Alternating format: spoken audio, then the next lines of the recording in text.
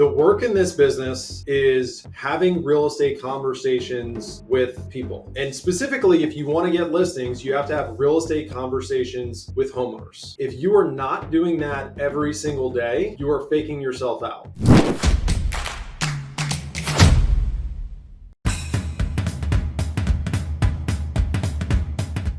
Hey, what's going on, everybody? It's Aaron Wittenstein, and I'd like to welcome you to Vulcan7 Roadmap. This is where we interview agents across the country in regards to how to take like 2, 3, 4, 5, 6, 7, 8, 9, just a lot of listings a week is the best way to put it. And today we have all the way from Richmond, Virginia, like all the way from Richmond, Virginia, because it's super far away, I guess.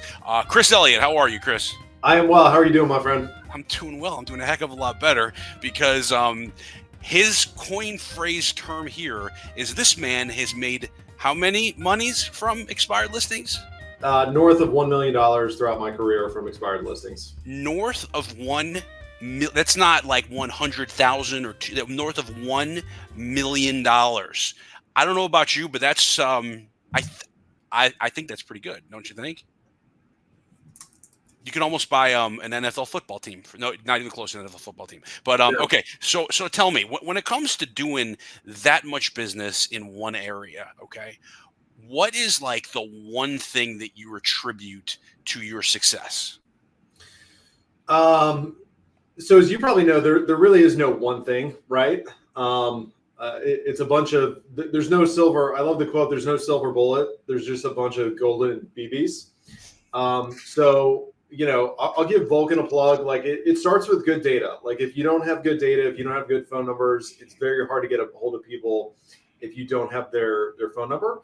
But I think if I had to try to boil it down to one thing, it's getting around people, you know, through podcasts, through videos, through whatever, masterminds, find out what people that are getting the results that you want to get are doing, and then kind of take a piece and add it to your playbook and then just standardize it. And you do that over and over and over and over again. And then you look up 12, 24, 36 months later, and your business is just 180 degrees different, right? So just that continual improvement over time, I think, is the secret. So what you're saying is be the dumbest person in the room and learn from people that are a lot smarter than you. Yeah, like Aaron, I'll give you a shout out. I don't even know if you're doing it anymore, but I took your course back in the day, a few years ago. I don't even remember what I got from it. I was already doing expireds at a fairly high level at that point, but I took your course and I can't even remember what it was, but I remember I got one nugget and I was like, you know what? That was worth the price of admission. That is now going in the toolbox, and I probably still use it to this day. Okay, well, now I feel special. Now you flatter me. I'm turning a little bit red here. I appreciate that. Thank you. Yeah, there you go. It's not just before it's fun. No, there you go. Thank you. Seriously. So how many like trainings, how many trainings are you doing on a yearly basis, would you say? I mean, I'm always listening to podcasts. I'm always going to conferences. I'm always, jumping into stuff. I couldn't put a number to it. Yeah. I don't know how many I'm doing for expireds anymore. Yeah. But you stay in a constant state of learning, in my opinion. Right. Yeah. Exactly. Because, the more, like they say, the more you know is the best way to put it. So I would assume you're still calling expireds on a daily basis, correct? Correct. Okay. So can you tell me a little bit about, we all know you pick up the phone, you dial for 2 to 4 hours a day. That's what you do. Okay. Because it's just the time over task over time is what it comes down to. Yeah. So what, what systems and processes do you have in place that are replicatable that you can share with people, is the best way to put it? Because you definitely seem to have it down. Yeah, absolutely. So once again, you got to start with data, right? So that's kind of like number one. Number two, I like to start calling at 8 o'clock in the morning, right? I talk to a lot of people and they're like, oh, like everybody's angry when I call them. And then I ask them like, okay, well, what time do you start calling? And they're like, oh, well, I start at like 9:30 when I get in the office. So I'm like, yes, of course they are upset. Like they've already talked to 20. I remember, I'll give you credit for a line. I remember you said like, hey, like if a roofer called you and said you had a shingle missing on your roof and they could fix it and offer to fix it, like the first call, you'd be like, oh, that's kind of cool. When the 20th roofer called, like you probably be a little pissed off, right? So you got to get in touch with these people early in the day. At 8 o'clock in the morning, I will call 3 times in a row, right? Because if they're getting pelted with a bunch of phone calls, you might as well be 3 of those. So I try to give myself as many opportunities as I can. So I'll call 3 times at 8 o'clock in the morning. I'll leave a voicemail on the 3rd call. I'll call again around 11 or 12. And then if I'm not on an appointment, I will call again around 5 or 6, right? So I'm just trying people throughout the day. I found there's a lot of people that you'll get in touch with in the evening because a lot of like the morning calls are done and then they finally pick up, right? So I just want to give myself more opportunities. So I'll do that 3 call a day, like at 3 different times throughout the day for the first 7 days. So I'm really aggressively trying to get in touch with people for the first 7 days. If I can't get in touch with them then, I'm calling them on day 21.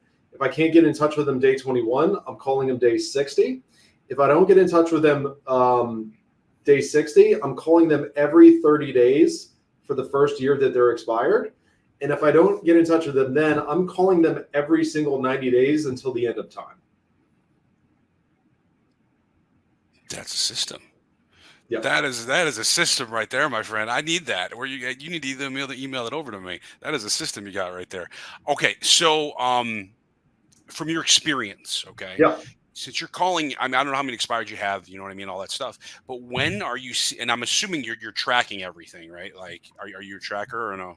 Yeah. No, absolutely. Okay. So at what point are you seeing the most success through that process? Like, when do you see is it the first day? Is it the 7th day? Is it the 21st day? When are you seeing the most success?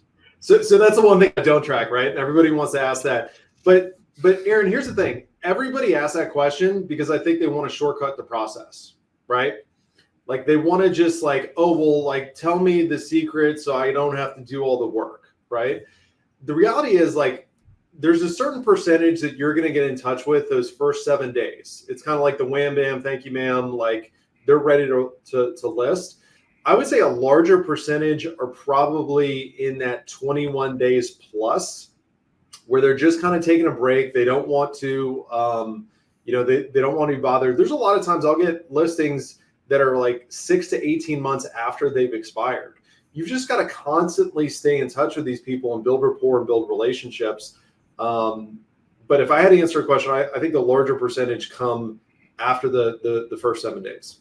Interesting. And it just goes to show you that it's like, and it's doing the activity, and you know what I mean? It's doing the activity and you get the success.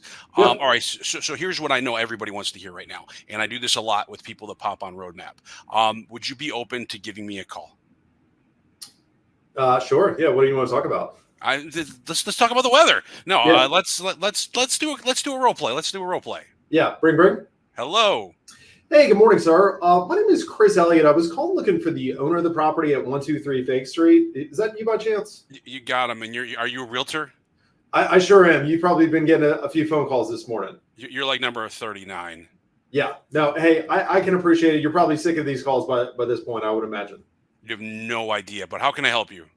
Yeah. So, hey, just curious. I know your home's off the market. If we happen to stumble across a buyer the next week, next month, 3 months down the road, and your home would be a fit for what they're looking for, would you want me to call you, or you're just not selling at all anymore? Well, do you have a buyer for my home?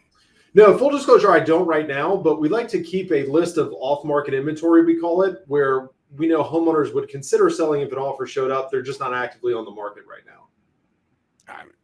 Yeah, that's fine. I mean, we're not doing anything right now. I think if we do put it back on the market, we're probably going to relist with my, with my previous agent. So, but I have no problem if you want to, keep us on your list there. Gotcha. Okay, so you would consider selling, but if you put it back on the market, you put it back on the market with your previous agent. That is correct. Yeah, absolutely. And Aaron, just so I know, and we can notate the file here. Let's say we do bring you a buyer. Do you already know where you're going next? Are you staying in town? Like, what does that look like? Oh, we're actually moving. We're moving to Tulsa, Oklahoma. Nice. Okay. What's bringing you out that way? Just family. We're gonna go. But like I said, we're if you want to give us a call back, when you have a buyer, please call me. We can kind of take it from there. Yeah. No. Absolutely. And Aaron, I'm just curious. What happened there? I was kind of surprised when the home didn't sell. What, if you don't mind me asking? No, your guess is good as mine. I mean, I have no clue. I have no clue whatsoever. Gotcha. Okay, so did you get any feedback from your previous agent? Oh, she said that they didn't like the pond behind the house. That was pretty much what people didn't like. Okay, so they didn't like the pond behind the house. Yes.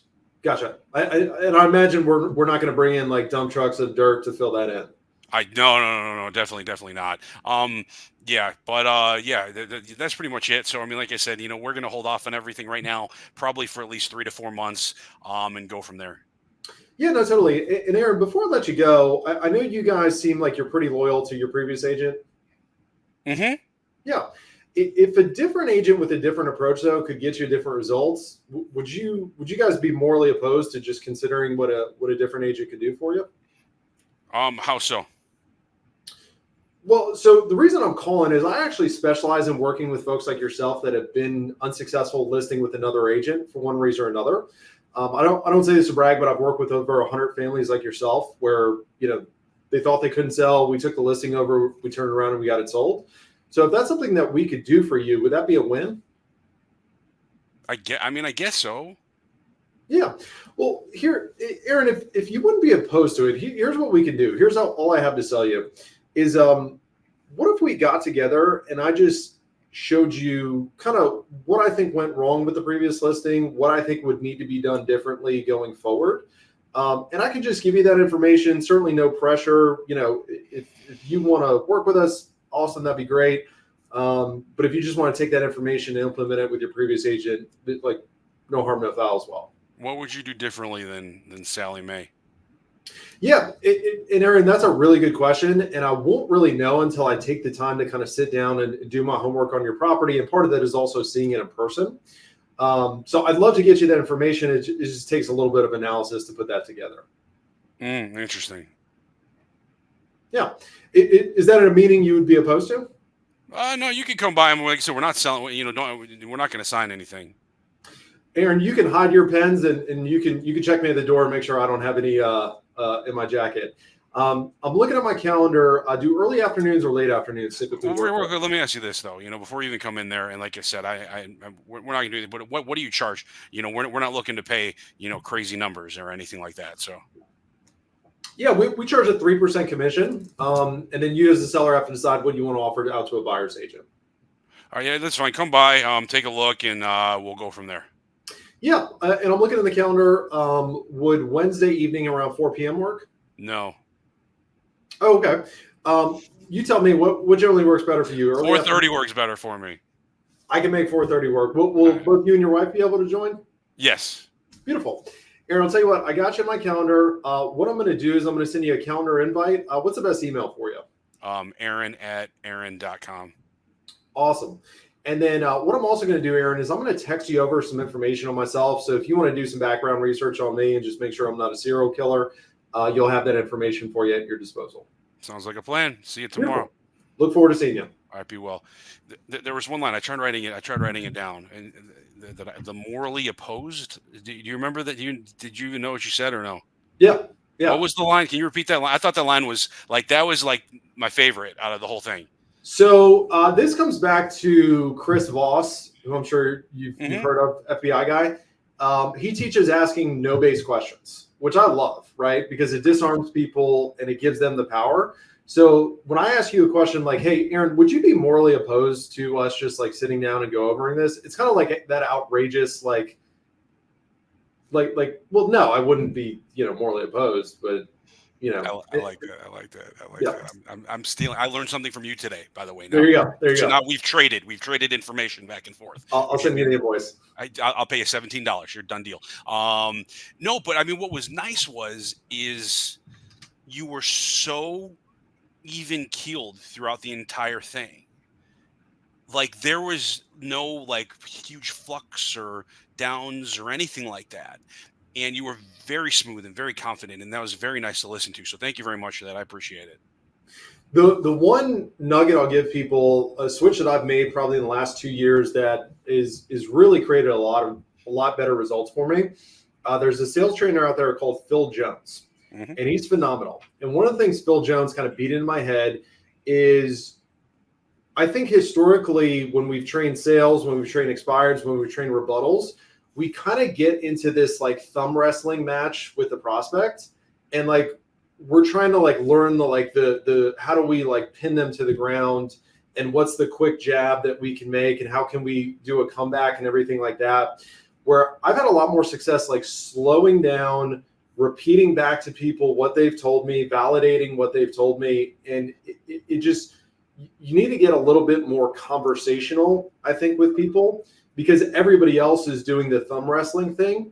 Whereas if you can just have a dialogue with people, you're going to get a whole lot further. At least it's worked for me.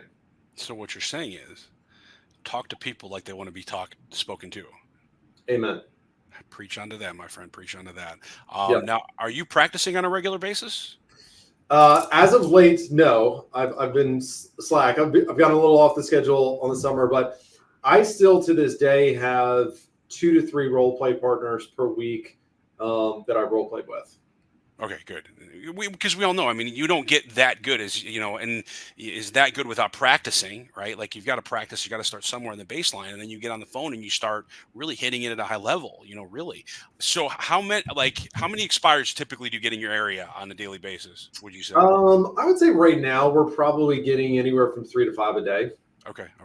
So because a lot of people complain that they're only getting 3 to 5 a day, right? Yeah. And the thing is, from what it sounds like to me, is you're making it work with 3 to 5 a day. Is that right? So, Aaron, I'll give you this factoid, because I always challenge people to actually track and measure, because we can fool ourselves if we're like, well, I'm not really getting that many. And it's kind of like, well, what does that mean? So I'm in a market where we are at 1 month supply of inventory. So we've got a very, very hot market where things are still selling. We're not seeing inventory sit for the most part.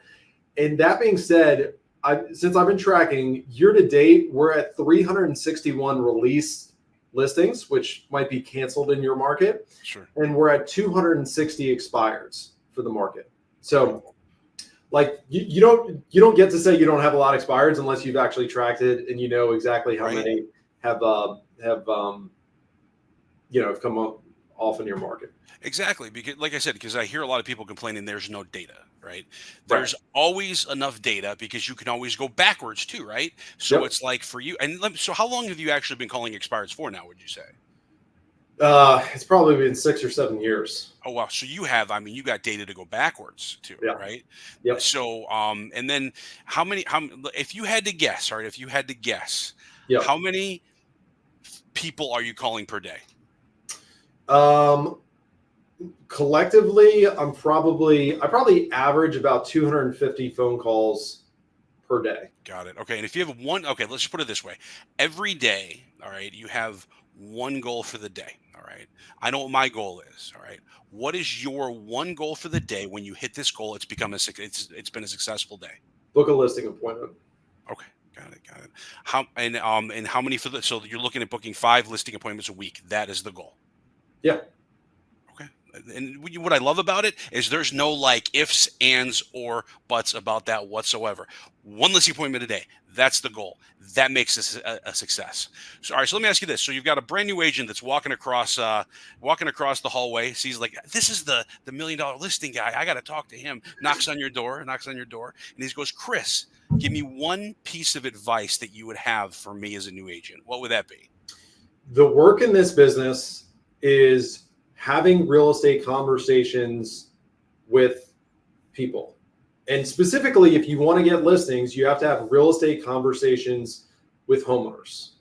If you are not doing that every single day, you are faking yourself out. And there's a lot of things that can be done in this business, especially in the today's day and age with social media and everything, to where you can fake yourself out that you're quote unquote putting in the work. But unless it all boils down to, you've got to have real estate conversations with homeowners if you want to get listings.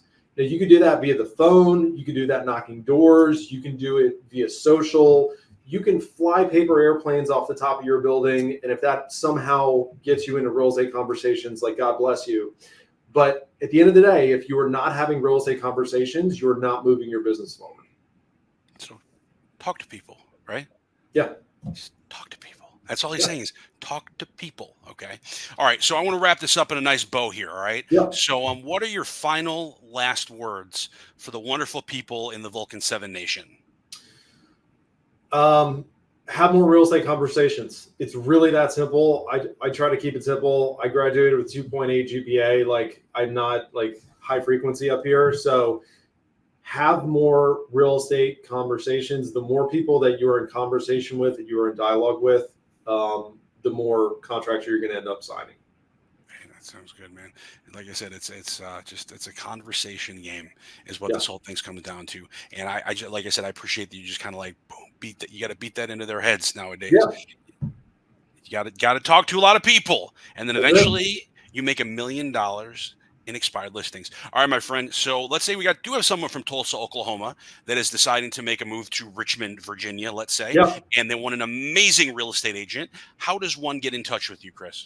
Sure. So you can give me a call. My phone number is 804-980-1898. You can also look me up on Instagram, Chris Elliott, 2 L's, 2 T's, RE, short for real estate, or Facebook at Chris Elliott. I'm pretty easy to find. Okay, there we go. All right, my friend, I want to say thank you very much for being here. This is absolutely amazing. Thank you for teaching us and learning from you. Don't forget, do me all a favor, make some money, and also trust the process. Everybody take care of yourselves. Be well.